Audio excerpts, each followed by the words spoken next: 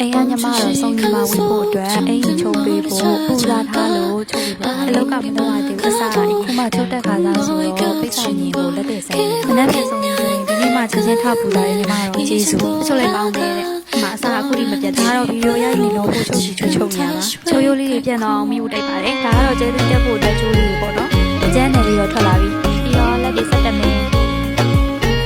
ကဲပြီးပြီအင်းပုံလေးကရိုးရိုးလေးပဲမရပါဘူးနော်ဝိမဲ့ညီမတော့ပေါ့နော်လူလက်မဟုတ်ဘူးအဲ့ဒါကလက်ကြီးလက်လက်ကတော့ရှေးပဲ